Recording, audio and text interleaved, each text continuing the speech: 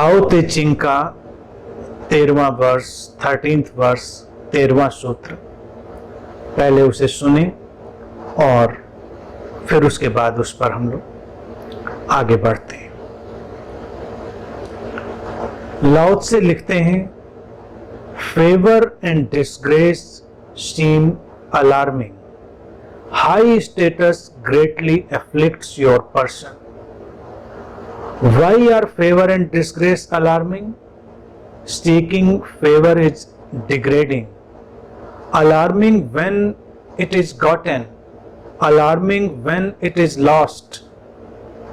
Why does high status greatly afflict your person? The reason we have a lot of trouble is that we have selves. If we had no selves, what trouble would we have? Man's true self is eternal, yet he thinks I am this body and will soon die. If we have no body, what calamities can we have? One who sees himself as everything is fit to be guardian of the world. One who loves himself as everyone is fit to be teacher of the world. अर्थात लाओ त्से कहते हैं कि प्रशंसा और अपमान ये खतरनाक है, ये खतरनाक प्रतीत होते हैं। ऊंची स्थिति की चाह तुम्हें तुम्हारे व्यक्तित्व को बुरी तरह से खराब कर देती है। प्रशंसा और अपमान खतरनाक क्यों है? जब तुम प्रशंसा खोजते हो, प्रशंसा पाना चाहते हो, तो ये नीचे गिरना होता है, तुम्हारा अवमूल्यन होता है। खतरनाक हो जाती है प्रशंसा जब तुम इसे पा लेते हो, और तब भी खतरनाक हो जाती है जब तुम प्रशंसा खो देते हो। ये हाई स्टेटस, उच्च अवस्था तुम्हारे व्यक्ति को, तुम्हारे होने को क्यों खराब कर देती है? इसका कारण है कि हम अपने भीतर कई सारे सेल्फ, जिसको लिखते हैं कि वी हैव सेल्फ्स, हम कई छद्म स्व, स्यूडो सेल्फ जो है वो उसको अपने अंदर कैरी करते हैं, जिसको सामान्य भाषा में हम कहते हैं अहंकार। तो लाओ त्से कहते हैं कि अगर हमारे भीतर कोई भी ये झूठा अहम ना हो तो कौन सी समस्या हमें हमारे जीवन में आने वाली, अर्थात कोई समस्या आने वाली नहीं। वो कहते हैं कि मनुष्य का जो वास्तविक स्व है, ट्रू सेल्फ है, वो शाश्वत है, सनातन है, लेकिन फिर भी वो सोचता है कि मैं ये शरीर हूं और मैं जल्दी ही मर जाने वाला हूं। अगर हमारे पास कोई शरीर ना हो तो कौन सी विभीषिका हमारे पास आ सकती है? जो व्यक्ति अपने आप को हर किसी में देखता है वही इस विश्व का संरक्षक हो सकता है, शासक हो सकता है, या शासक होने के योग्य है। जो व्यक्ति दूसरों को वैसे ही प्रेम करता है जैसे स्वयं को, वही इस संसार का मार्गदर्शक होने के योग्य है, संसार का गुरु होने के योग्य है।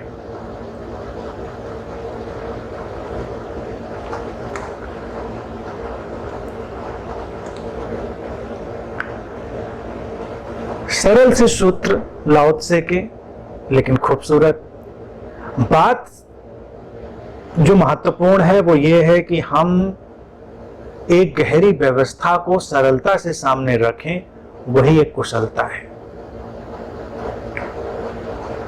लाओ त्से की कुशलता, उसकी काबिलियत यही है कि वो उन सरल सी बातों को बहुत ही संक्षेप में हमारे सामने रख देता है, जो हमारी पूरी जीवन यात्रा को, हमारी पूरी जीवन धारा को तय करते हैं। अब लाओ त्से ने एक आधारभूत चीज को स्पर्श किया है प्रारंभ में, जो फंडामेंटल है, प्रशंसा और अपमान। वो कहता है प्रशंसा और अपमान खतरनाक है। हम इसको देखें अगर तो हमको लगता है कि अपमान तो खतरनाक है, लेकिन प्रशंसा खतरनाक कहां है। हमारा देखने का जो नजरिया है वो ऐसा ही होता है, और पूरा संसार इसी पर खड़ा हुआ है कि प्रशंसा पाने की तलाश करी जाए और अपमान से बचा जाए।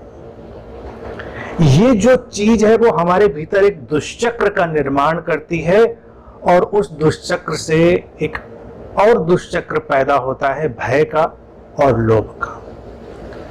प्रशंसा पाने का लोभ हमको खींचे लिए जाता है, और अपमानित होने का भय हमको परेशान करता है।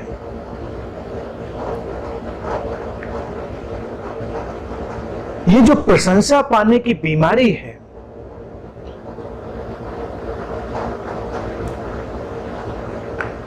ये प्रशंसा पाने की बीमारी जो है, इसको हमें देखना पड़ेगा कि ये कहां कहां से, कैसे कैसे हमारे भीतर प्रवेश करती है और कैसे कैसे वो खतरनाक बनती है। सारी बातें जो सूत्र में हैं वो एक दूसरे में पिरोई हुई हैं। एक बात को समझेंगे तो दूसरी समझ में आएगी, दूसरी को समझेंगे तो अगली बात समझ में आ जाएगी, और सारी कड़ियां एक साथ जुड़ती हैं। ताओ ते चिंग की खूबसूरती यही है कि सूत्र की शुरुआत और अंत, शुरुआत एक जैसे प्रवेश द्वार है, और जब सूत्र का अंत है तो वो उसका परिणाम है। अगर आप उस यात्रा से गुजर गए जिसकी बात सूत्र कह रहा है, तो सूत्र के अंत में जो बात आ रही होती है वही उसका परिणाम है, यानी कि आपने उस भवन में प्रवेश कर लिया। तो ये मूल बात है। अभी अपने प्रशंसा के जो लोभ है उसको हम समझें। सभी का जीवन उसी में नष्ट पड़ा है। हम बचपन से ऐसी आदत डालते हैं।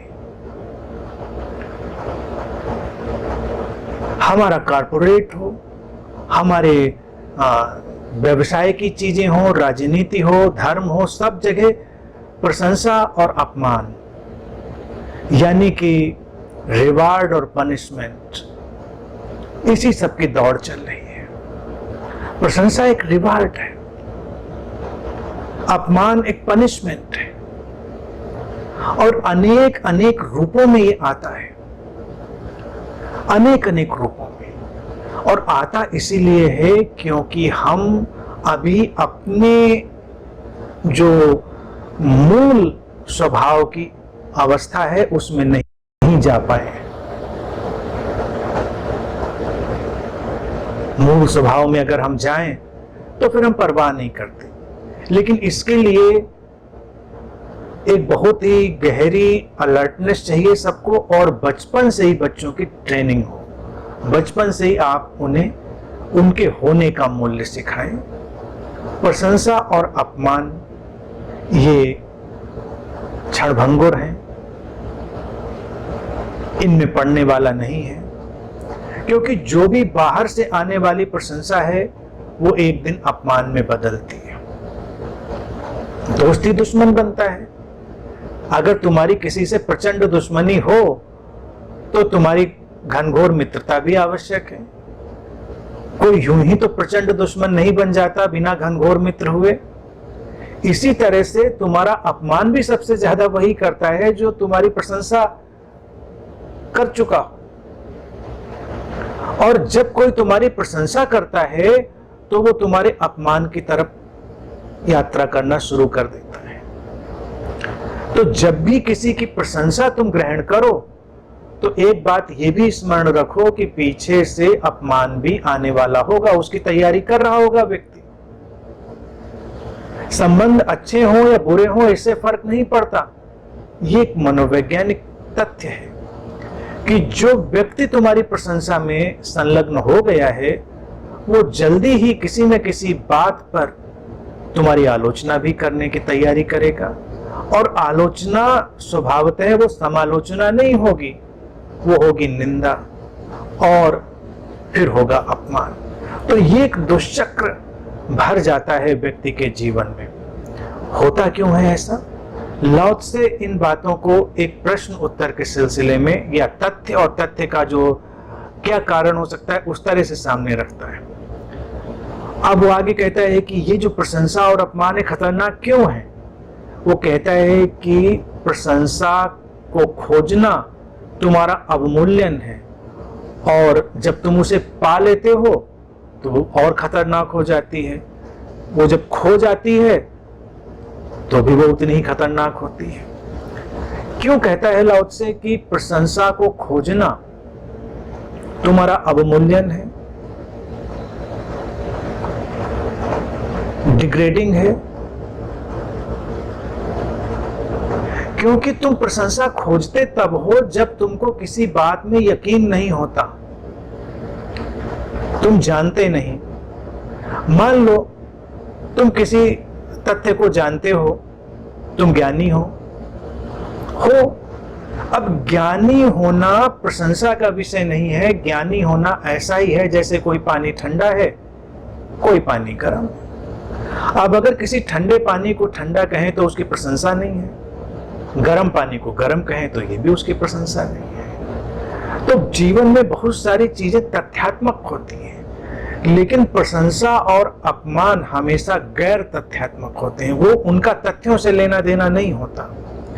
और जो व्यक्ति वास्तविकताओं में जीना बंद कर देता है वही प्रशंसा की तरफ जाता है।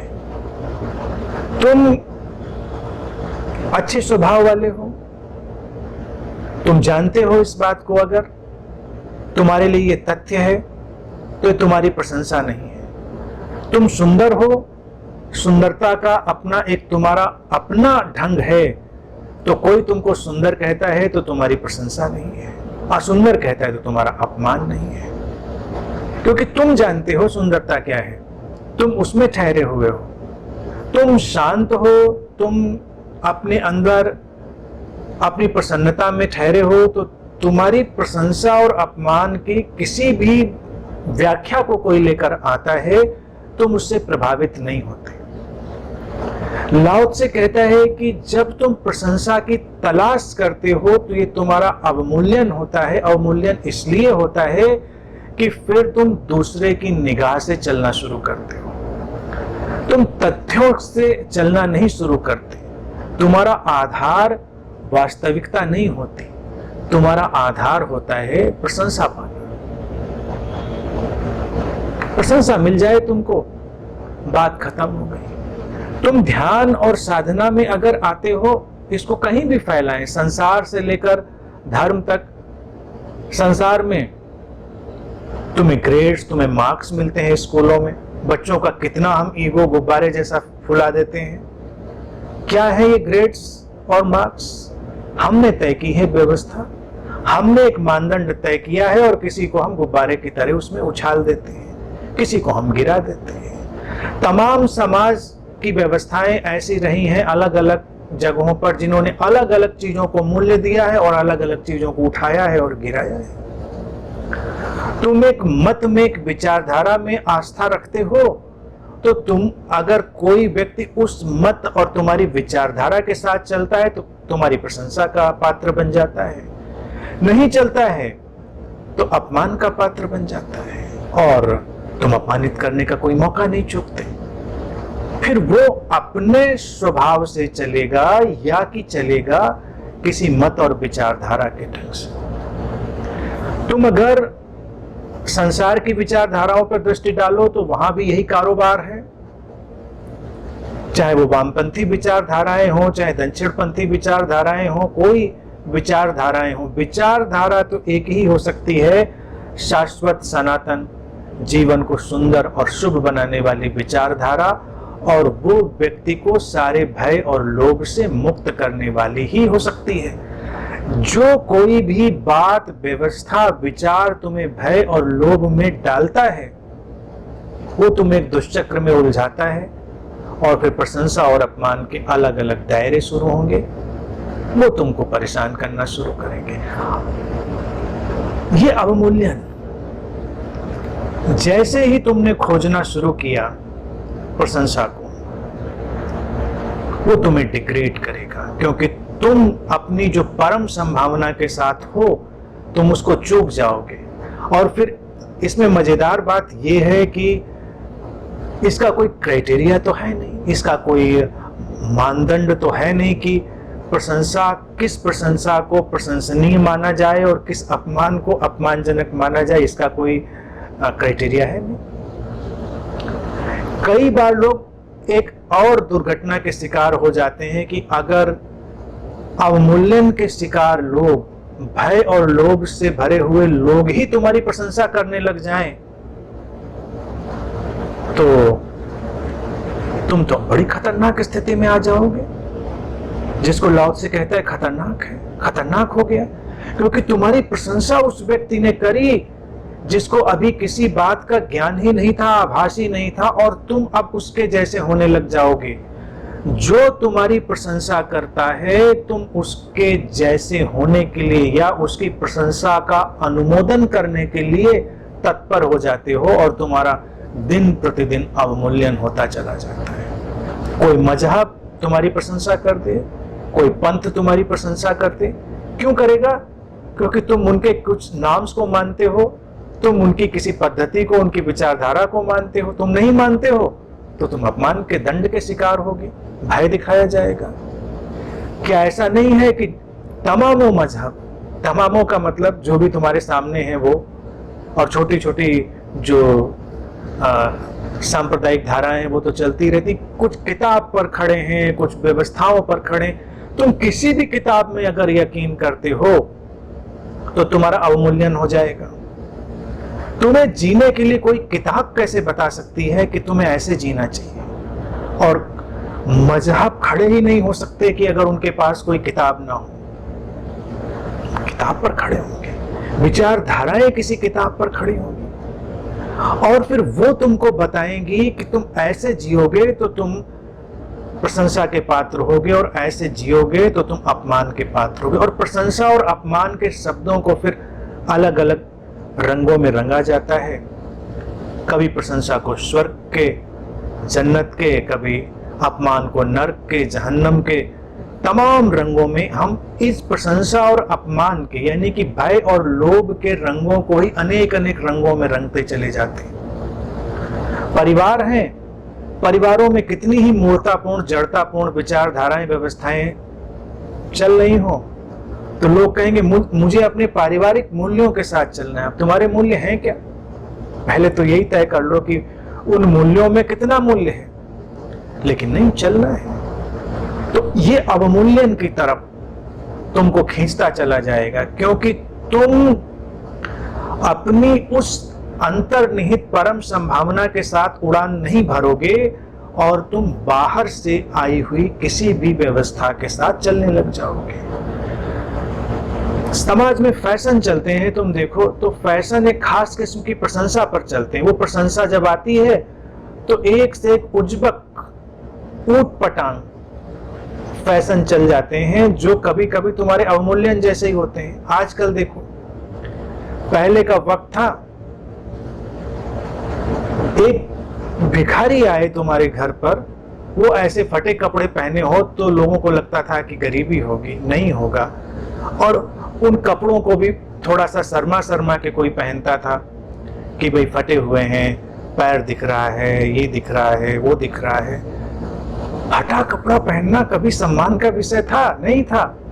आज फैशन में आ गया है। तुम एक से एक महंगी महंगी जीन्स खरीद के लाओगे, वो इस कदर फटी हुई होती हैं कि पुराने जमाने के भिखारी को भी तुम अगर दो तो वो उनको रिजेक्ट कर दे। वो कहेगा नहीं, इतनी फटी हुई हम नहीं पहन सकते। भिखारी हैं लेकिन इतने भी भिखारी नहीं है, हमारी वाली तुमसे ज्यादा ठीक है। लेकिन चूंकि समाज और फैशन का एक जो एबनॉर्मल वर्ल्ड है वो प्रशंसा करता है, तुम शान से पहन के घूमते हो, नहीं फटी हुई होती है तो लोग चाकू ब्लेड लेके फाड़ते हैं। जीन्स फाड़ते हैं, टी शर्ट फाड़ते हैं, फाड़ के लगता है कि बहुत, अब समाज प्रशंसा कर रहा है तो तुम एक से एक कार्टून चीजें करने के लिए आमादा हो जाओगे। लोगों की हेयर स्टाइल देख लो, अनकंफर्टेबल होंगी,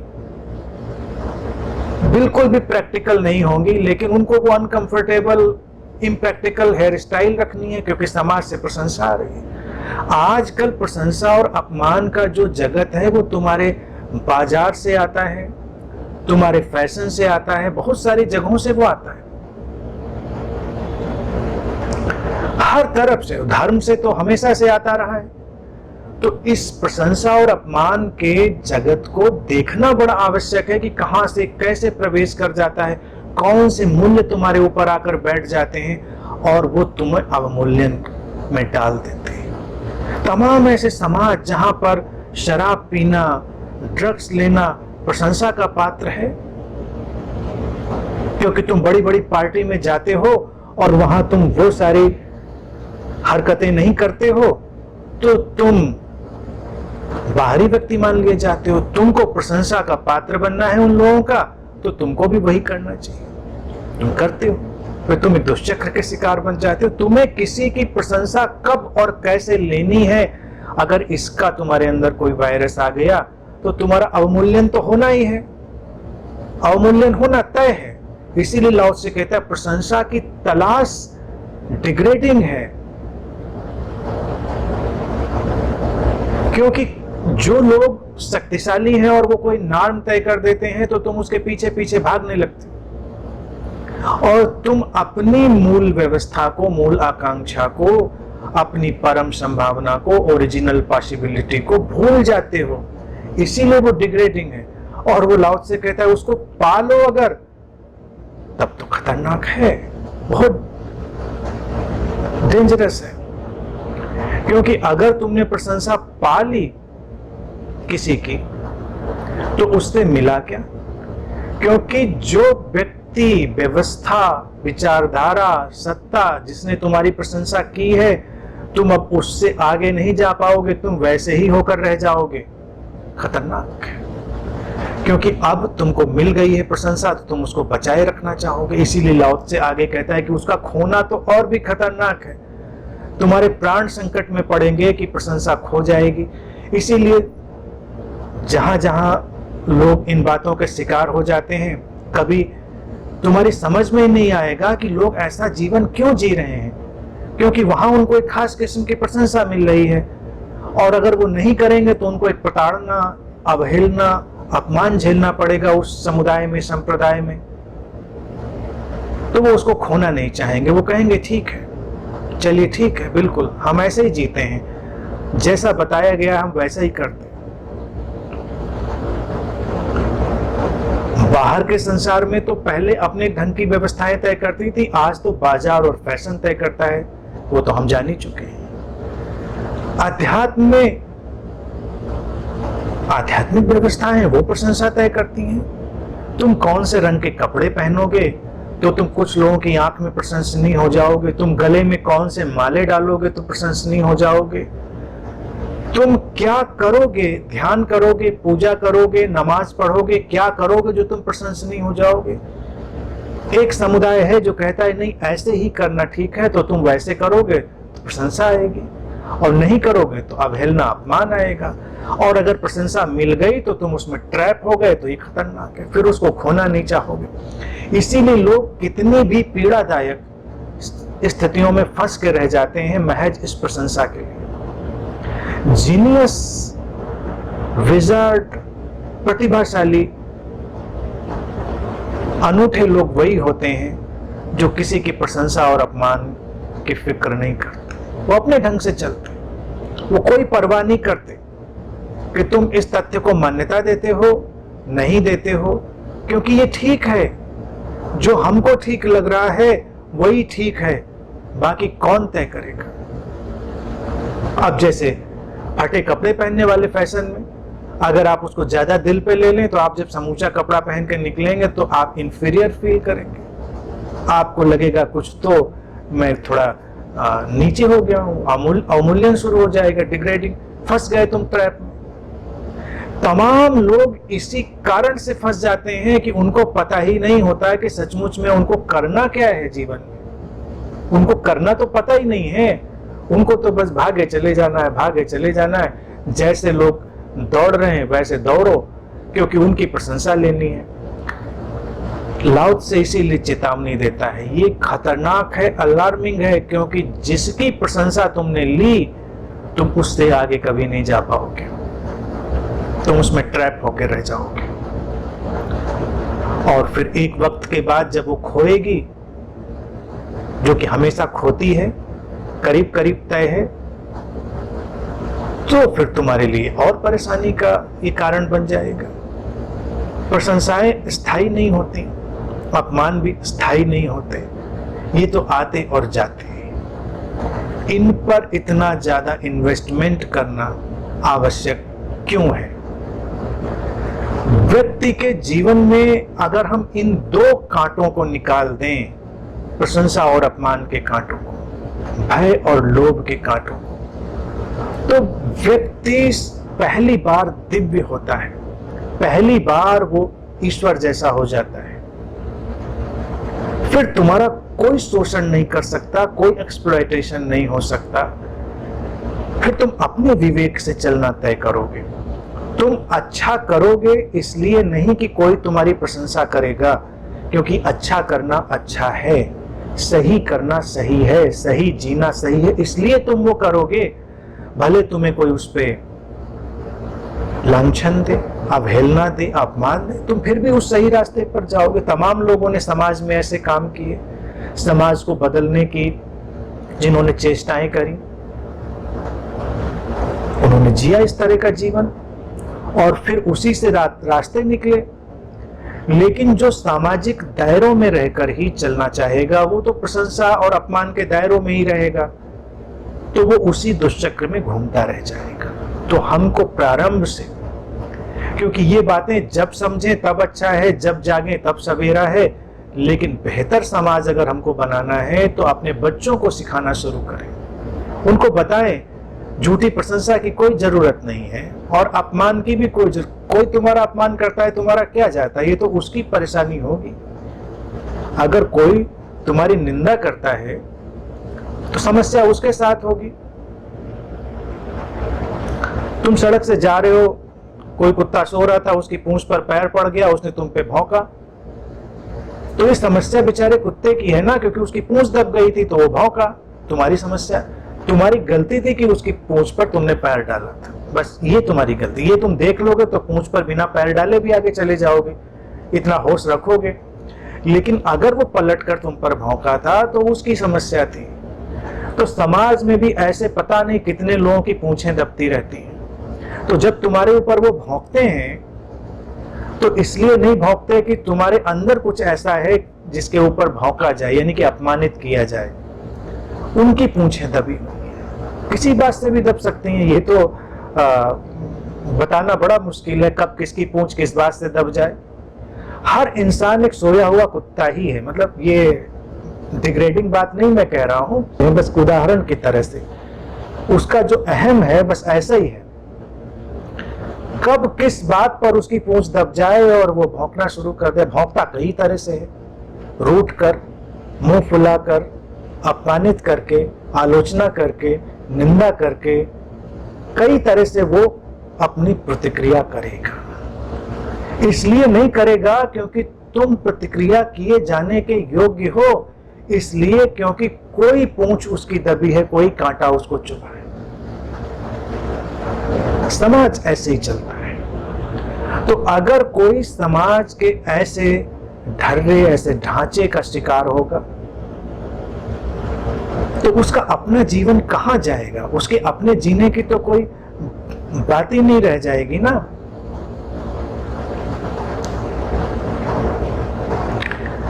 इसी बात को लाओ से आगे ले जाते हैं। वो कहते हैं कि high status greatly afflicts your person. Why does high status greatly afflict your person? The reason we have a lot of trouble is that we have selves. If we had no selves, what trouble would we have? वो कहता है कि जो ऊंची स्थिति, अवस्था, high status जो है वो हमारे होने को, हमारे व्यक्तित्व को बुरी तरह से क्षतिग्रस्त कर देता है। और क्यों क्षतिग्रस्त कर देता है? क्योंकि हमारे पास बहुत सारे स्व हैं, झूठे स्व। और अगर हमारे पास ये झूठे स्व ना हो तो हमें क्या कोई समस्या होने वाली है?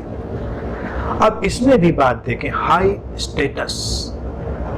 हाई स्टेटस कितना भ्रामक शब्द है, कितना इल्यूजरी। क्या होता है हाई स्टेटस?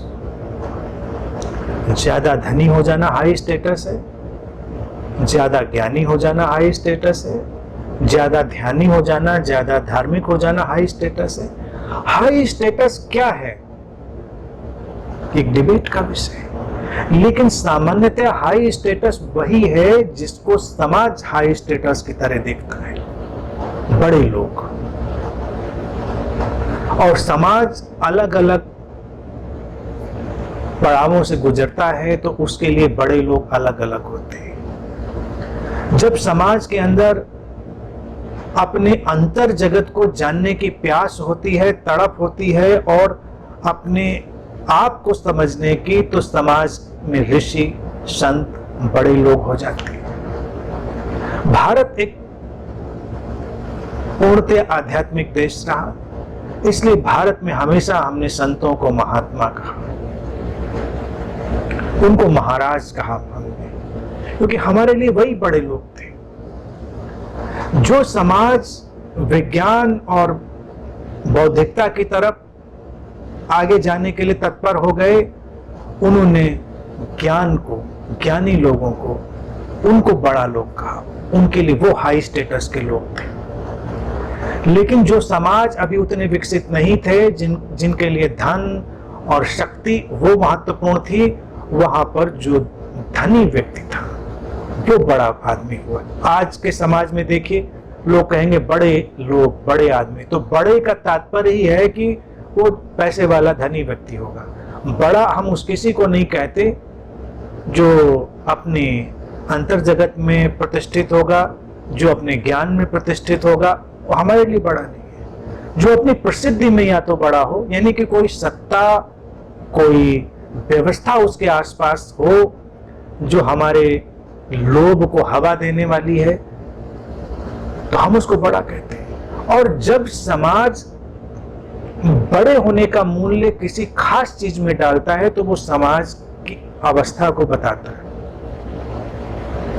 क्योंकि अगर हम केवल ज्यादा धन होने को बड़ा आदमी कहेंगे तो हम कभी ये नहीं देखेंगे कि धन आता कहां से है, धन का स्रोत क्या है, धन का उपयोग क्या है, बड़ा किस लिए, क्या है व्यक्ति के अंदर ऐसा गुण जिससे उसको बड़ा कहा जा सके। भारत में तो हमने उसी को बड़ा कहा जो अंतर जगत में बड़ा था। लाओ त्से सूत्र के अंतिम पड़ाव में जिधर जा रहे हैं, भारत तो हमेशा उसी को जानता रहा, बड़ा आदमी वही है। और मैंने तो बड़े की बड़ी छोटी सी व्यवस्था और परिभाषा तुम्हारे सामने रखी है। मैंने कहा कि जिसके अंदर प्रेम, शांति, प्रसन्नता और समस्वरता, पीस, लव, हैप्पीनेस और हार्मनी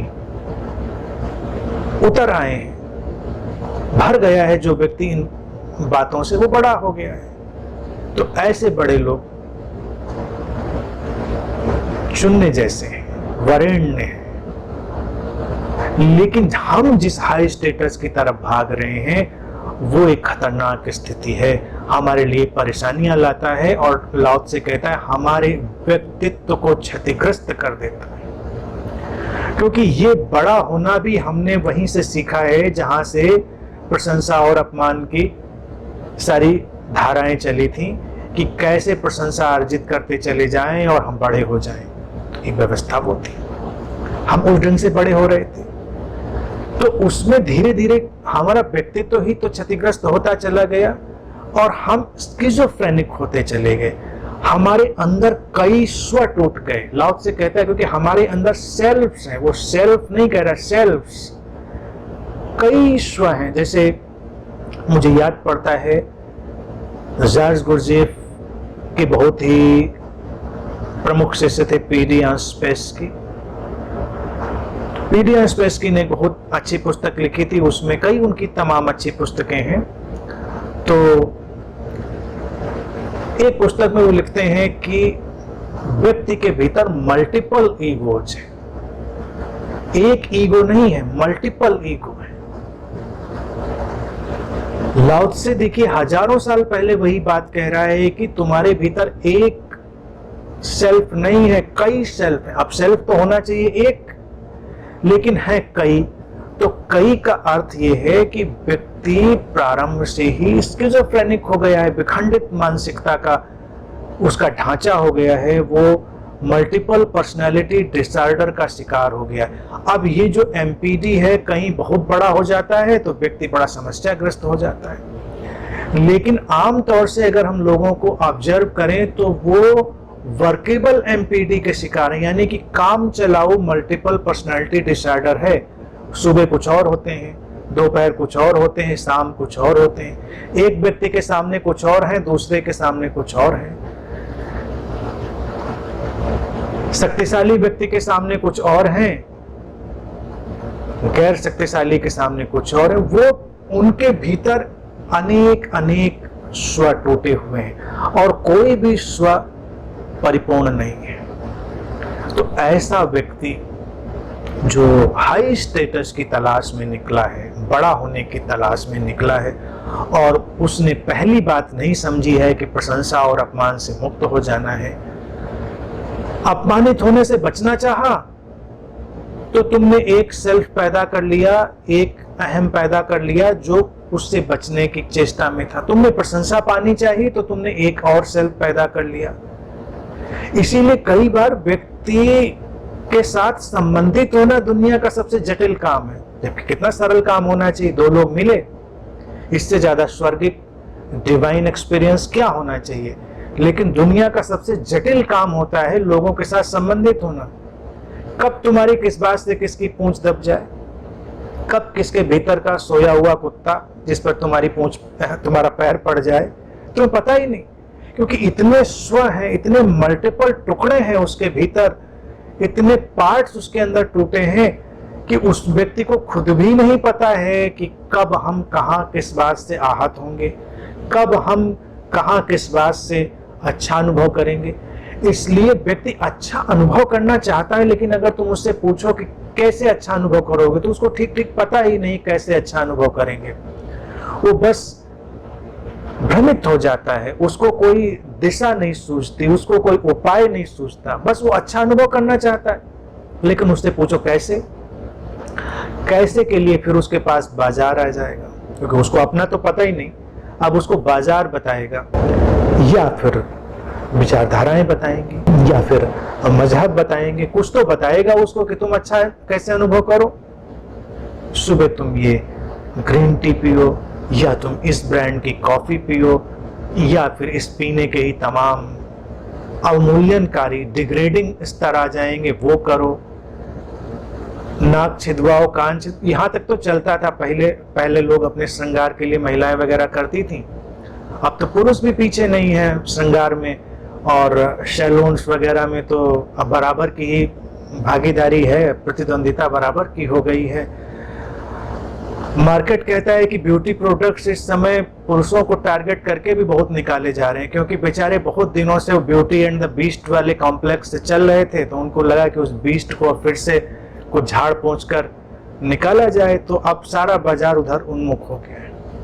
तमाम प्रोडक्ट्स कैसे क्या क्या करेंगे, कैसे कैसे उसको निखारेंगे, तो वो हाई स्टेटस की तरफ जाने की तैयारी शुरू हो गई। क्योंकि हाई स्टेटस तो बाजार बताएगा, और तुमको ये बताएगा तुम कैसे अच्छा अनुभव करोगे, और ये बाजार ही तुमको बताएगा कि तुम्हारा चेहरा कब अच्छा लगता है, कब अच्छा नहीं लगता है। कौन सी दाढ़ी, अगर पुरुष की बात करें तो तुम्हारे ऊपर अच्छी लगती है, पूरी, बकरा वाली, चुड्डी वाली, कौन वाली, ये वाली, तमाम उसके टाइप हैं, तुम तमाम नाम ढूंढ सकते हो। बाजार बताएगा, बाजार उसके लिए विज्ञापन लाएगा, विज्ञापन लाकर तुमको प्रभावित करेगा, और फिर तुमको पता चलेगा इससे अच्छा लगता है, इससे अच्छा लगेगा। और महिलाओं को भी तमाम दे दिए। पहले तो उन्हीं के पास ये वाला वीटो था, किस किस तरह से चेहरा अच्छा लगेगा, होठों का रंग कौन सा होना चाहिए जो अच्छा लगेगा और उनको हाई फील कराएगा, बालों का रंग कौन सा होना चाहिए। पहले तो रंग भी कम थे, अब तो बालों के रंग भी इतने आ गए हैं कि दूर से कोई दिख जाए तो पहचानना मुश्किल है कि इंसान आ रहा है या कुछ और आ रहा है। दूर से तो पहचानना मुश्किल हो जाता है। अगर बाल किसी के लहराएं तो इतने नीले पीले नारंगी वो लहरा सकते हैं कि तुम थोड़ी देर को एडजस्ट करना पड़ेगा कि एग्जैक्टली हमने देखा क्या है। लेकिन बाजार तुमको बता रहा है कि अच्छा है तो अच्छा है तो अच्छा है। तो अगर किसी ने वो बाल नीले और पीले नहीं रंगवाए तो दुखी रह सकता है। जैसे पूछो कि भाई क्यों दुखी होगा, नहीं रंगवा पाए, टैटू नहीं बनवा पाए, बनवाया था तो यहाँ बनवाया था वहां नहीं बनवा पाए, पियर्सिंग थी नाक कान में, इसी लिखा था कि नाक कान वगैरह तो चलो फिर भी बड़ा ऑनरेबल लगता था। अब तो इतना जिसको लाउड से कहता है डिग्रेडिंग है, ऐसी ऐसी जगह पे पियर्सिंग करवाने की दौड़ चली हुई है कि उसको स्क्रीन पे बोलना ही संभव नहीं है। और उससे हासिल क्या है, उससे कौन सी खुशी मिल रही है, उससे कौन सा हाई स्टेटस हो रहा है, तो किसी को पता ही नहीं, किसी को पता ही नहीं। हर बुरी बात में भी स्टेटस ढूंढा जा रहा है। तुम क्या पीते हो, देसी पीते हो और हम विदेशी पीते हैं। तुम तो अभी ये गांजा और अफीम में ही लगे हुए थे, हमारे पास तो और पता नहीं कितने कितने आइटम आ गए हैं। स्टेटस को बढ़ाते जाओ, यही सब चल। कहाँ खर्च करोगे पैसा इंसान के पास। अभी देखिए पैंडेमिक की सिचुएशन आई, लॉकडाउन लगा, सरकारों ने कहा पूरे विश्व में एसेंशियल खर्चे करो, एसेंशियल चीजों में रहो। बाद में उनको भी खोलना पड़ा शराब वगैरह को सबसे पहले। तो जैसे लगता है कि शराब ही सबसे एसेंशियल चीज थी, बाकी चीजें तो एसेंशियल नहीं थी। अभी लोगों की अपनी प्रवृत्तियां कि उनको सबसे एसेंशियल वही नजर आ रहा था। लेकिन जब लोग जी लिए इतने दिनों में तो उनको पता चल गया कि उसके बिना भी काम चल जाता है, बहुत सारी चीजों के बिना भी काम चल जाता है। हाई स्टेटस की दौड़ में हम अपने व्यक्तित्व को इतना क्षतिग्रस्त कर लेते हैं कि कल्पना ही नहीं कर सकते हमने अपने व्यक्तित्व को कितना क्षतिग्रस्त कर लिया है। क्योंकि हमारे पास एक इंटीग्रेटेड पर्सनैलिटी नहीं है, हमारे पास एक इंटीग्रेटेड सेल्फ नहीं है, हमारे पास मल्टीपल सेल्फ हो गए। तो मल्टीपल डिसऑर्डर में हम, तो आम तौर से जो व्यक्ति है वो नॉर्मली एबनॉर्मल है। तुम एमपीडी का बड़ा केस देखोगे तो तुमको परेशानी होगी, लेकिन तुम अपने घर परिवार आसपास झांक कर देखोगे तो तमाम लोगों से एमपीडी के शिकार हैं, मल्टीपल पर्सनैलिटी डिसऑर्डर के टुकड़े टुकड़े में टूटे हुए हैं। भारत भी इस बात को जानता था, इसीलिए मैंने कहा कि भारत एक ऐसा देश है जिसने अंतर यात्रा पर सबसे ज्यादा फोकस किया। इसलिए भारत में हमने जो शब्द भी दिए, मैं बार बार उसको दोहराता हूं, वो शब्द भी हमारे लिए हमेशा मार्गदर्शक बन जाते हैं। भारत ने कहा कि योगी बनो। भोगी और योगी हमने दो शब्द इजाद किए। भोगी को निंदा की तरह नहीं कहा, हालांकि जो लोग योगी नहीं हो पाए वही भोगी को निंदा की तरह कहते हैं। कहां भोग विलास में पड़े हो, योग विलास में पड़ो, अगर योग विलास जैसी कोई चीज होती है। लेकिन भारत ने कहा कि भोग की यात्रा तुमको खंडों में तोड़ेगी, क्योंकि भोग अंतहीन है और उसकी कोई सीमा तय नहीं है। वो बाहरी तमाम व्यवस्थाओं पर खड़ा है, योग खड़ा है तुम्हारे अंतर जगत की व्यवस्था पर। तो योगी बनने का अर्थ है अपने भीतर इंटीग्रेटेड होना, इकट्ठा होना, जुड़ जाना अपने भीतर। व्यक्ति के पास समस्या का अंत तभी होगा जब वो अपने अंदर इकट्ठा होगा, इंटीग्रेटेड होगा, योग में जाएगा, योगी बनेगा। इसीलिए हाई स्टेटस समाज का जो है वो हमेशा विखंडित मानसिकता के लोगों को आकर्षित करता रहा है। जितना विखंडित चित्त होगा उतना ही वो सबके ऊपर बैठना चाहेगा। जितना ही योगी चित्त होगा, अखंडित चित्त होगा, वो सहज होगा, सामान्य होगा। वो किसी के ऊपर बैठना नहीं चाहता, वो किसी के ऊपर हावी होना नहीं चाहता। कोई वृक्ष विशाल हो जाता है, लेकिन वो उसका विशाल हो जाना स्वभाव है। कोई वटवृक्ष हो गया विशाल तो उसका स्वभाव है, वो इसलिए विशाल नहीं हो गया कि छोटे वृक्षों के ऊपर धाक जमानी थी और एक दिन आके उन पर दादागिरी करनी थी कि ये तुम्हारी बढ़ने की क्षमता है, बस पिद्दी भर के रह गए और मुझको देखो, मैं वटवृक्ष हूं, मैं इतना बड़ा हो गया। वृक्षों में ये कॉम्प्लेक्स नहीं है, क्योंकि वृक्ष इंटीग्रेटेड है। छोटा पौधा भी अखंडित है, इंटीग्रेटेड है, बड़ा वाला भी अखंडित है, इंटीग्रेटेड है, कोई उनमें कॉम्प्लेक्स नहीं। इसीलिए वृक्षों में कोई हाई स्टेटस नहीं है, हम ही बनाते हैं। जानवरों में कोई हाई स्टेटस नहीं है, हम ही कहते हैं शेर जंगल का राजा है। चूहा तो कभी नहीं कहता, खरगोश तो कभी नहीं कहता, उन्होंने कभी नहीं कहा, हमने कहा, क्योंकि हमको लगता है कुछ स्पेशल है, तो हम शेर को भी हाई स्टेटस में डाल देते हैं। हम इस बीमारी से, और ये बीमारी है विखंडित चित्त की, अनेक स्व टूटे हुए हैं। वो जो स्व है वो परेशान करेंगे और वो अलग अलग किस्म का अहंकार पैदा करेंगे। देखिए, अध्यात्म ने हमेशा एक सुझाव दिया व्यक्ति को कि अहंकार से मुक्ति की यात्रा पर जाना है। तो अहंकार से मुक्ति की यात्रा भी अहंकार की ही एक यात्रा बन जाती है, क्योंकि लोगों को लगता है कि ठीक है, फिर मुझको निरअहंकारी बनना है। और तुम अपने तमाम साधु संतों के निरअहंकारी अहंकार को देख सकते हो। वो इतने अहंकार मुक्त हो गए हैं कि उसका अहंकार ही उनका बहुत बड़ा हो जाता है कि तुम अहंकार में लिप्त लोग और मैं अहंकार से मुक्त, निरअहंकारी। ये जो दौड़ है अहंकार की, अहंकार को समझने से, अहंकार की निंदा से नहीं, तो जो अहम है, ईगो है, वही हमारा सेल्फ बनता है। और एक ईगो होता नहीं, व्यक्ति के भीतर मल्टीपल ईगोज होते हैं, इसीलिए मल्टीपल सेल्फ्स होते हैं उसके भीतर। तो अहंकार एक निंदा का शब्द नहीं है, अहंकार है व्यक्ति के भीतर बिखरे हुए टुकड़ों को समझना।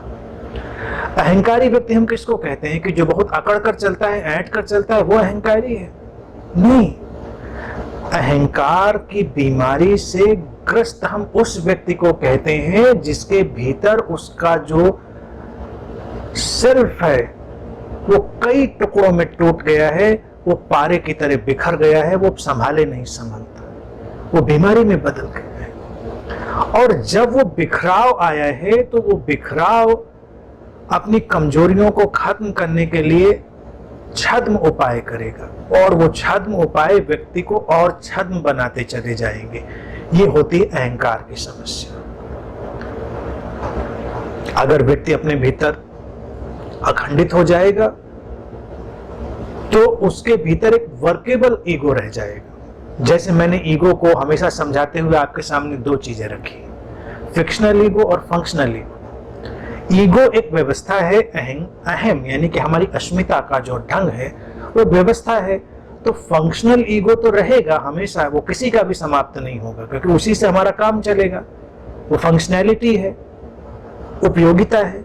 लेकिन फिक्शनल ईगो एक कहानी, एक स्टोरी वाला जो अहम है, समस्या उससे पैदा होती है। अब फिक्शन है अगर ईगो का, तो फिक्शन तो हम कितने भी बना लेंगे। सबकी अपनी अपनी कहानियां हैं, सबके अपने अपने स्वर्ग हैं, सबके अपने अपने नर्क हैं, सबके अपने अपने दायरे हैं, अपनी अपनी सीमाएं हैं, अपने अपने पिंजड़े हैं। क्योंकि सबकी कहानी अपनी है, सबकी स्टोरी अलग है, वो फिक्शनल ईगो ही हमको समस्या में डालता है। समस्या में फंक्शनल ईगो नहीं डालता। फंक्शनल ईगो तो एक ही होगा, लेकिन फिक्शनल ईगो के बहुत टुकड़े हो सकते हैं। कहानी की जरूरत क्या है कि हमारी कहानी तुम्हारी कहानी से सबसे श्रेष्ठ हो। जब हम गॉसिपिंग भी करते हैं तो देखें क्या उसमें हम देखते हैं कि गॉसिपिंग में भी हम एक दूसरे को पर हावी होना चाहते हैं। वही हमारी फिक्शनैलिटी है, हमारे फिक्शन वाले ईगो की समस्या है। तो कहानियों का टकराव होगा।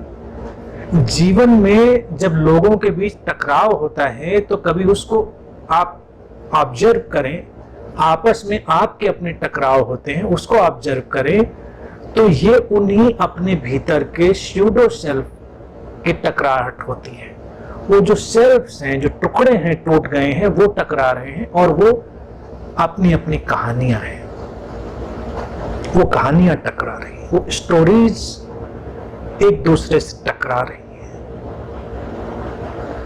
क्योंकि हर स्टोरी दूसरी स्टोरी पर हावी होना चाहती है। इसीलिए तो लोग इतिहास लिखवाते रहे। इतिहास सचमुच में क्या है, ये तो हमेशा से एक डिबेट का विषय रहेगा। सामने देखी गई घटना का तो तथ्यात्मक वर्णन हो नहीं पाता। अतीत की तरफ जाए तो जो जीता उसने अपना इतिहास लिखाया, उसने कोशिश करी कि उसकी जो कहानी है वो सबसे श्रेष्ठ बनाई जाए। मजहबों की लड़ाइयां देखिए, मजहबों की लड़ाइयां क्यों हैं? कोई भी मजहब किसी भी ढंग से पैदा हो जाए, वो श्रेष्ठता का दावा किए बिना पीछे नहीं हटेगा। वो कहेगा कि ये जो है ना, ये सबसे श्रेष्ठ है, मेरी कहानी, मेरी जो ये पवित्र किताब है, ये सबसे श्रेष्ठ है, क्योंकि वो मेरी कहानी है। वो है हमारा अहंकार, फिक्शनल ईगो, उसकी टकराहट, तो वो व्यक्ति को परेशान करेगी। लाओ त्से ही कहता है, अगर ये ना हो तो फिर क्या समस्या है? कोई समस्या नहीं। लाओ त्से उसी का समाधान देता है। वो कहता है अगर ये ना हो तो फिर कोई समस्या ही नहीं है। हमारे भीतर कहानियां नहीं है, अपनी स्टोरीज नहीं है, हमारे भीतर टुकड़े नहीं है, हम तो इंटीग्रेटेड हैं, अखंड हैं, अपने योग में स्थित हैं, तो हमको क्या समस्या? जो है जैसा है सब अच्छा है, स्वीकार है। घास का तिनका भी उतना ही खूबसूरत है, उतना ही दिव्य है, डिवाइन है। वो वटवृक्ष भी उतना ही दिव्य है, उतना ही डिवाइन है। हमको समस्या कहां पर? कोई समस्या नहीं है।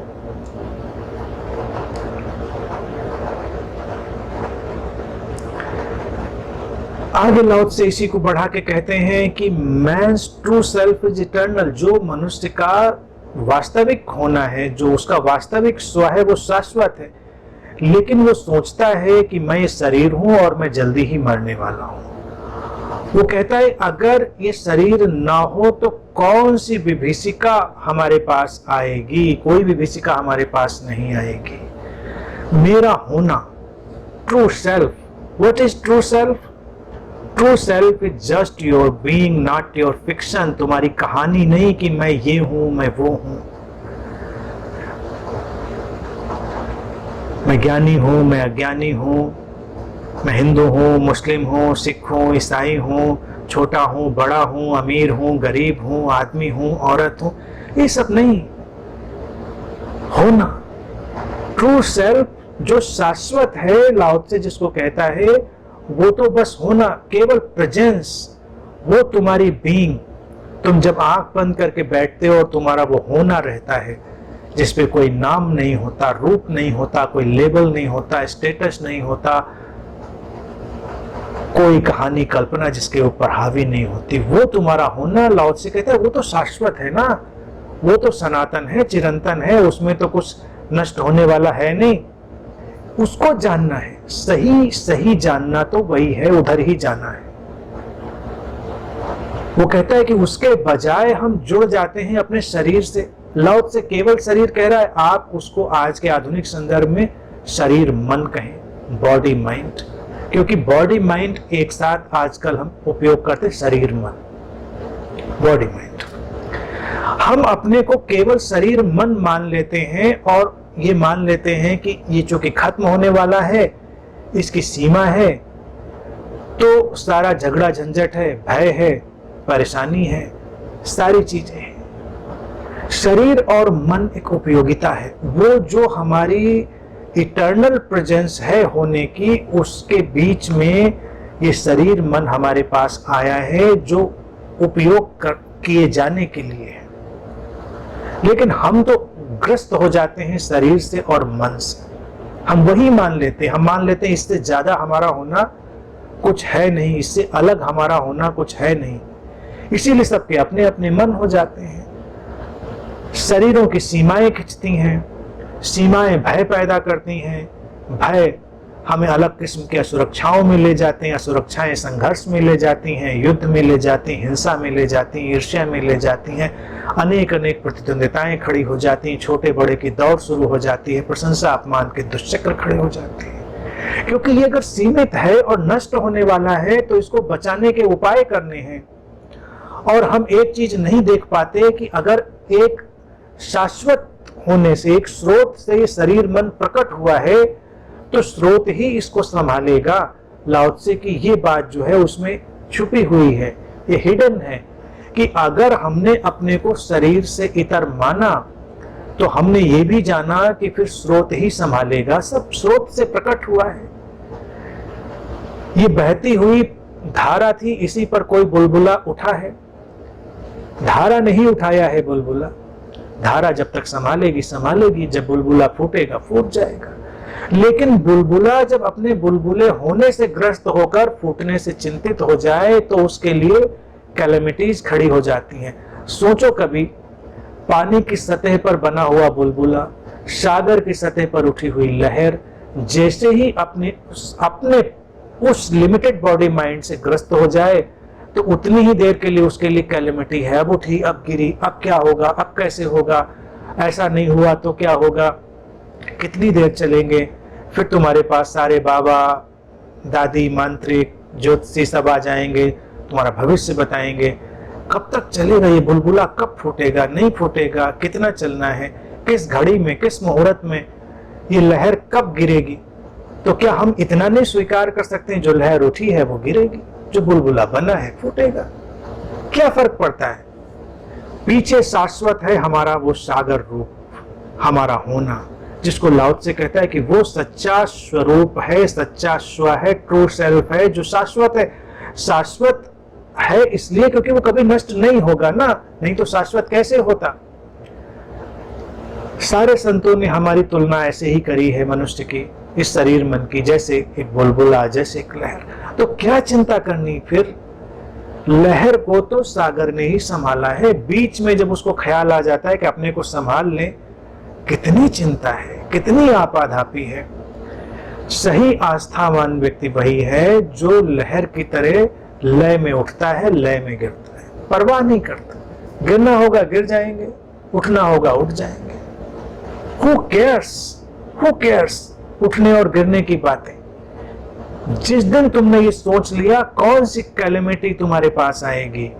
लाओ से कहता है अगर हम शरीर नहीं है तो कौन सी कैलेमिटी आएगी। शरीर नहीं है का मतलब ये नहीं कि हम इसको रटने लग जाएं कि हम विदेही हैं, हम आत्मा हैं। तमाम कल्ट, ऐसी बातों पर तमाम कल्ट पैदा हो जाते हैं। तमाम संप्रदाय जो ये कहते हैं कि तुम शरीर नहीं हो तुम आत्मा हो, तो लोग कहते नहीं शरीर नहीं है तो आत्मा है, तो शरीर की फिक्र क्या करनी, शरीर की चिंता क्या करनी, शरीर की तो फिर निंदा ही निंदा करनी है।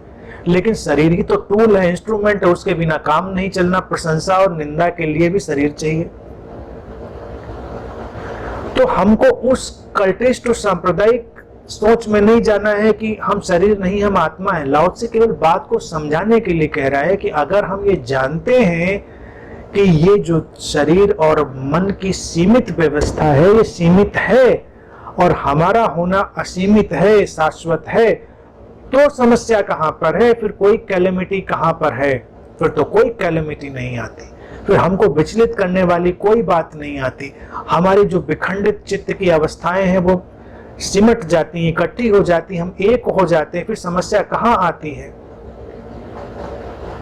फिर हमारे भीतर सोए हुए कुत्ते की पूंछ गायब हो जाती है, किसी का पैर फिर उस पर नहीं पड़ता। फिर हम चौंक कर एकदम से भौंकने नहीं लग जाते। हम ना मुंह फुला कर घूमते हैं, ना लड़ाई लड़ते घूमते हैं, न किसी की प्रशंसा करते, न लेते, न अपमान करते, न लेते कुछ, क्योंकि हम जानते हैं ये सब जीवन का स्वरूप है, बस ऐसे ही चल रहा है, ऐसे ही गिरेगा। शरीर मन की अवस्था को ऐसे ही जानना सुंदर है, वो हमारे जीवन को सुंदर बनाएगा। हमने ऐसे ऐसे ईश्वर की खुदाओं की रचना करी है जिनसे हम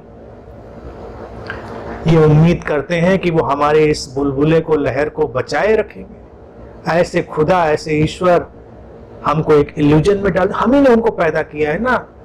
कोई लहर प्रार्थना नहीं करती, कोई बुलबुला प्रार्थना नहीं करता, कोई लहर बुलबुला किसी की शरण में नहीं जाती, क्योंकि वो जानते हैं ना कि हमारे नीचे तो सागर है, हम तो उसी के हिस्से हैं, हम किससे हाथ फैलाएं, हम किससे मांगे। लेकिन जब इंसान ये जानना भूल जाता है अपने ट्रू सेल्फ को, तो फिर कहीं वो प्रार्थना में हाथ जोड़े बैठा है, कहीं कहीं जोड़े बैठा है, कोई बचा ले, कोई संभाल ले, कोई ठिकाना पैदा कर दे।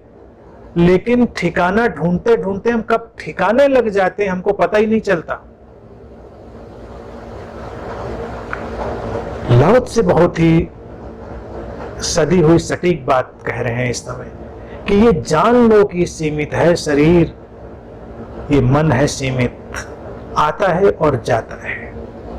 कोई भय फिर तुमको पकड़ेगा नहीं, कोई लोभ तुमको पकड़ेगा नहीं, किसी प्रशंसा और निंदा कि कोई भी तरंग तुम तक पहुंचेगी नहीं।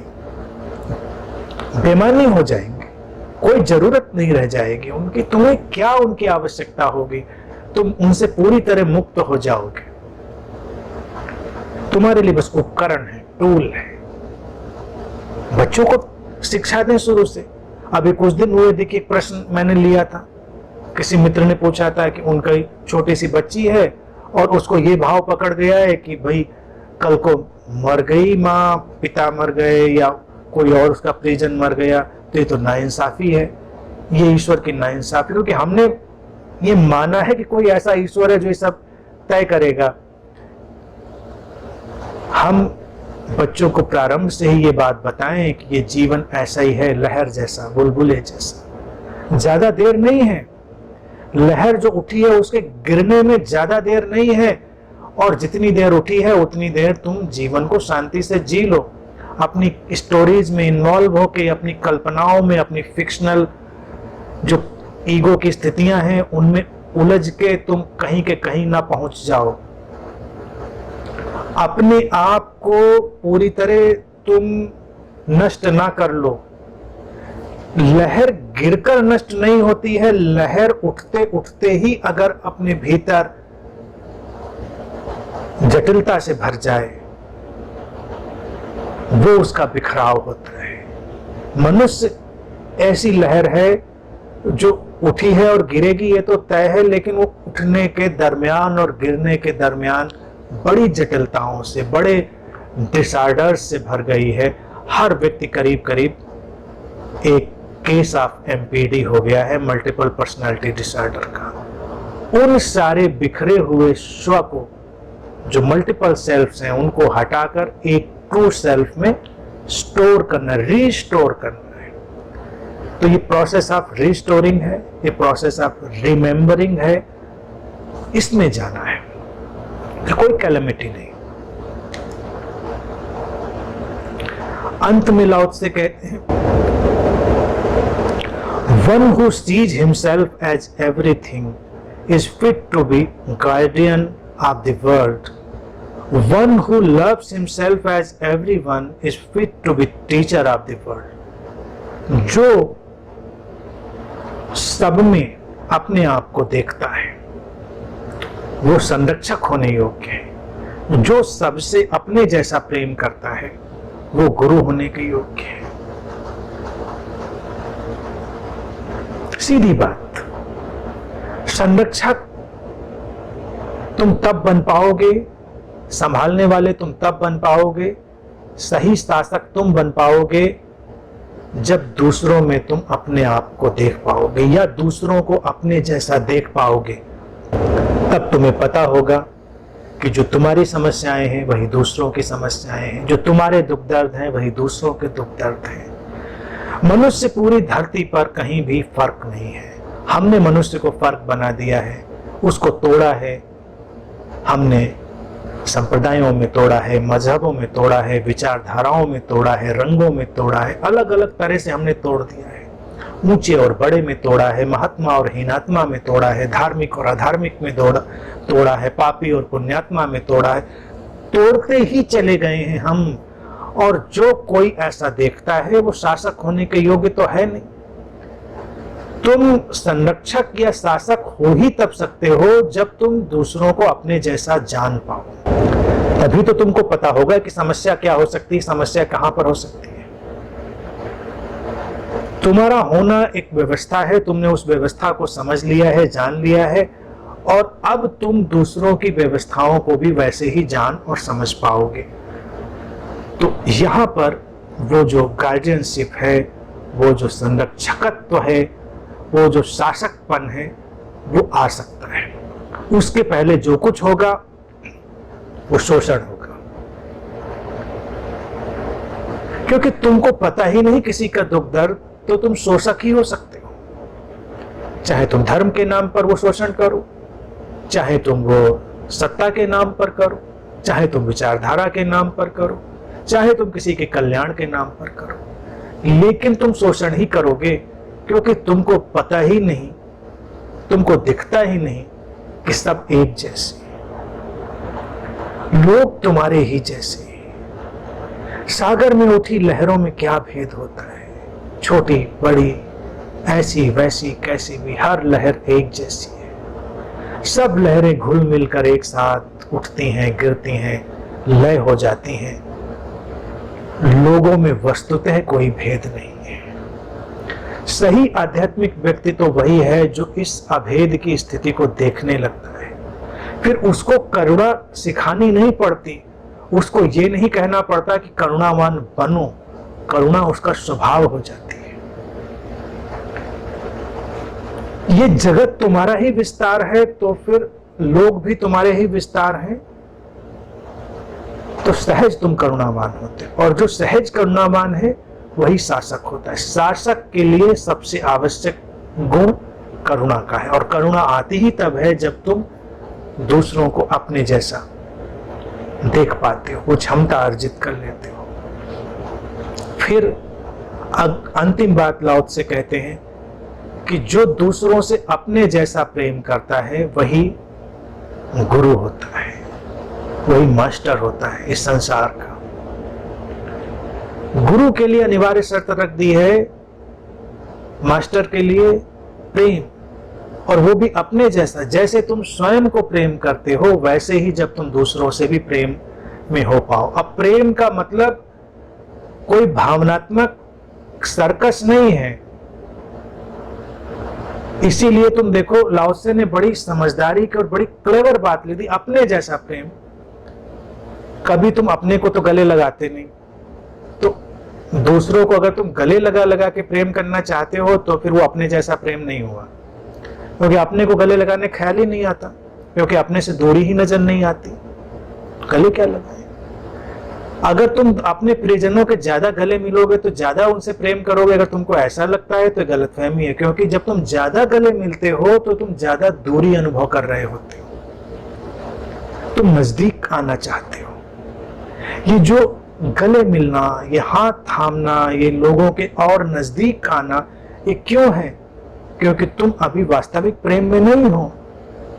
लोग इतने दूर हैं, उनको नजदीक लाने की कोशिश हो रही है।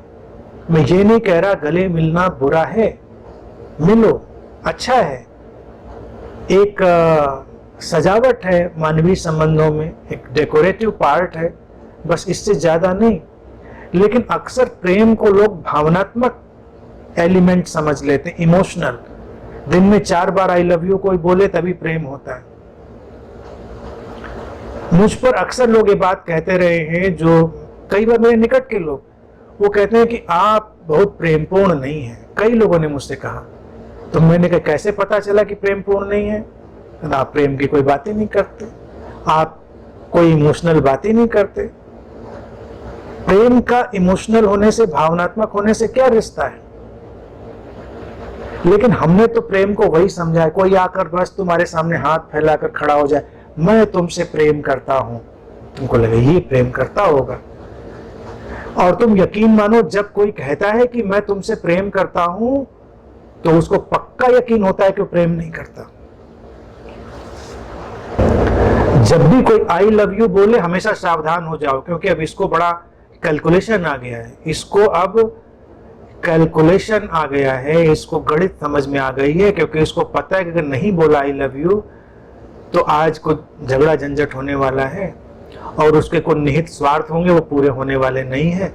इसलिए आई लव यू बोलना जरूरी है। जब तुम्हारे रिश्तों में भी कोई जोर से आई लव यू बोले तो समझ जाना चाहिए या तो इसने कोई गड़बड़ करी है जिसकी भरपाई करना चाह रहा है, कुछ तो जरूर गड़बड़ है, नहीं तो इतनी जोर से आई लव यू बोलने की कोई वजह नहीं थी।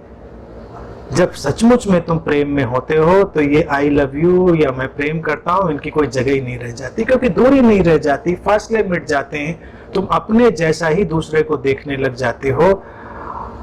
सचमुच में तुम जब प्रेम में किसी से मिलते हो तो बातें खो जाती हैं, सारे कर्मकांड खो जाते हैं, कुछ पता ही नहीं चलता। एक लय, एक हार्मनी, एक समस्वरता पैदा हो जाती है। लाओ त्से कहता है कि जिस व्यक्ति के भीतर इस तरह से समस्वरित होने की स्थिति है वही गुरु होने योग्य है। गुरु होने योग्य वही व्यक्ति है जो अद्वैत की स्थिति में है। जब अद्वैत की स्थिति में है, क्योंकि पहली बात तो यह आ गई कि दूसरों को अपने जैसा देखना, तो संरक्षक हुआ, शासक हुआ। शासक और संरक्षक से ऊपर उसने रखा गुरु को लाओ त्से ने। तो पहली अवस्था के बाद दूसरी अवस्था अपने जैसा प्रेम। अपने जैसे प्रेम का तात्पर्य ही इतना है कि कोई भेद नहीं तुमको नजर आ रहा है, स्वतः स्फूर्त ढंग से चीजें उठेंगी, स्वतः स्फूर्त ढंग से चीजें होंगी। इसीलिए गुरु और शिष्य का रिश्ता संसार के अनूठे अपूर्व रिश्तों में से होता है। अगर वो गुरु सचमुच में है तो जो व्यवहार है वो एक ऐसी लयबद्धता में होगा जिसकी कोई भी भविष्यवाणी नहीं करी जा सकती। कोई उसका प्रोटोकॉल नहीं बनेगा, कोई उसका नीति नियम नहीं बनेगा।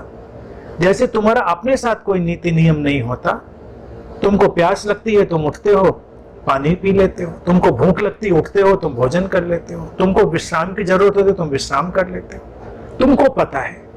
तो जब तुम दूसरे से इस कदर प्रेम में या इस कदर लयबद्ध होते हो, तो जब तुम उसको मार्गदर्शन भी देते हो, उसके कल्याण के लिए भी कोई बात बोलते हो, तो इतनी सहज और स्वतः स्फूर्त होती है कि उसमें कोई नियमों की जटिलता नहीं होती। क्या तुम्हारी प्यास को पानी पीने का कोई नियम है? तुम्हारे भोजन को जो तुम्हें मिलता है तुम्हारी भूख की वजह से, उसकी कोई नियमावली होती है? नहीं होती। तुम थकते हो विश्राम में जाते हो तो क्या कोई नियम होता है कि विश्राम ऐसे करना चाहिए? हालांकि कुछ लोग उसको भी बना लेते हैं, दाएं बाएं, नॉर्थ साउथ ईस्ट वेस्ट, और कुछ लोग इतने दिमाग में डाल लेते हैं कि उनको तो वो उस डायरेक्शन में फिर अगर उनको पकड़ में आ जाए तो उनको उनका नींद ही गड़बड़ हो जाती है। विश्राम बस आता है तो आ जाता है, प्यास उठती है तो उठ जाती है। इसीलिए जब गुरु अपना काम शुरू करता है तो कोई काम नहीं करता। यानी कि जब गुरु तुमसे ये कहे कि मैं तुम्हारे ऊपर काम करूंगा, तो इसका मतलब अभी ये बहुत दूर है गुरु होने से। सचमुच में अगर प्रेम है तो क्या काम करना? हम अपने ऊपर क्या काम करते हैं? कोई काम नहीं करते। जो सही है वो होता चला जाता है। बाल बढ़ गए, ज्यादा दिक्कत करने लगे तो भाई एक दिन हमने ट्रिम कर लिए।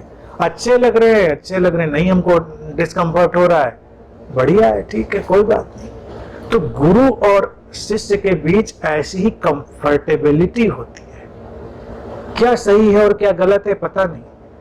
प्रेम की अवस्था, जो विशुद्ध प्रेम की अवस्था, वो यही है कि जो सर्वाधिक लयबद्धता में घटी हुई घटना होती है उसी को हम प्रेम पूर्ण कहते हैं। इसीलिए अपने जैसा प्रेम, अपने जैसा प्रेम। और अपने जैसे प्रेम में हम ना तो भावुकता दिखाते हैं, ना हम कोई दिखावा करते हैं, उसकी कोई जरूरत नहीं, क्योंकि अपने से हम तो फिर भी बहुत एक अनुभव करते हैं, तो दिखावे की जरूरत ही क्या है। अगर तुमको तुम्हारे प्रेम पात्र के सामने बहुत अलर्ट रहना पड़े और अपने प्रेम को संभालना पड़े, तो इसका मतलब प्रेम कुछ नहीं है। ये प्रेम के नाम पर कोई और डिब्बाबंद चीज आ गई है तुम्हारे घर में, कोई और पैकेज्ड चीज है, प्रेम नहीं है। क्योंकि प्रेम में अलर्टनेस कहां पर है? प्रेम तो बस सहज स्वाभाविक है, हवाओं की तरह, बहती हुई नदी की तरह। तो लाओ त्से अंत में इसी बात पर इस सूत्र को समाप्त करते हैं कि जो सबसे अपने जैसा प्रेम कर पाए वही इस विश्व का गुरु होने जैसा है। और यकीन मानो ऐसे गुरु खानदानी नहीं होते, वो खानदानी फैक्ट्री में नहीं बनते कि पिताजी गुरु हो गए थे तो उनके पुत्र जी भी, उनकी पुत्री जी भी गुरु बन जाएंगे, या इस आश्रम की व्यवस्था बनी थी तो उनके जो प्रमुख शिष्य थे वो गुरु बन जाएंगे। कोई फैक्ट्री मेड चीजें नहीं है। लाओ त्से कहता है अस्तित्व घटाएगा, अस्तित्व खींच लेगा, जहां से वैसी चीज होगी वो खींच ली जाएगी। ऐसा व्यक्तित्व जहां पैदा होगा अस्तित्व उसको खींच कर ले आएगा। विश्व के लिए गुरु होगा, स्टेटस के लिए गुरु नहीं होगा, प्रशंसा के लिए गुरु नहीं होगा, बड़ा होने के लिए गुरु नहीं होगा, इतिहास में नाम लिखाने के लिए गुरु नहीं होगा, एवरेस्ट पे झंडा गाड़ने के लिए गुरु नहीं होगा, अपनी बात मनवाने के लिए गुरु नहीं होगा। वो तो बस सहज प्रेम में है, मानो ना मानो। प्रेम मानने ना मानने की चिंता नहीं करता। प्रेम की विशुद्ध जो स्थिति है वो बस कल्याण की है। और कल्याण क्या है? फिर वही 4 स्तंभ। जब शांति से तुम्हारा जीवन आपूरित हो जाए, जब प्रसन्नता से तुम्हारा जीवन आपूरित हो जाए, और प्रेम यही संवेदनशीलता वाला, अखंडित होने वाला, इंटीग्रेटेड होने वाला जो ढंग है वही प्रेम है। वो जब हो जाए प्रेम में समस्वरता, उससे आपूरित हो जाए जीवन। क्या है समस्वरता, क्या है हार्मनी? जब कोई कॉन्फ्लिक्ट न रह जाए, जब भेद न रह जाए, ये सारे जो जटिलताएं हैं ये खो जाएं, तुम संस्वरित हुए तो सारी चीजें घट गई। आज के लिए इतनी ही बात।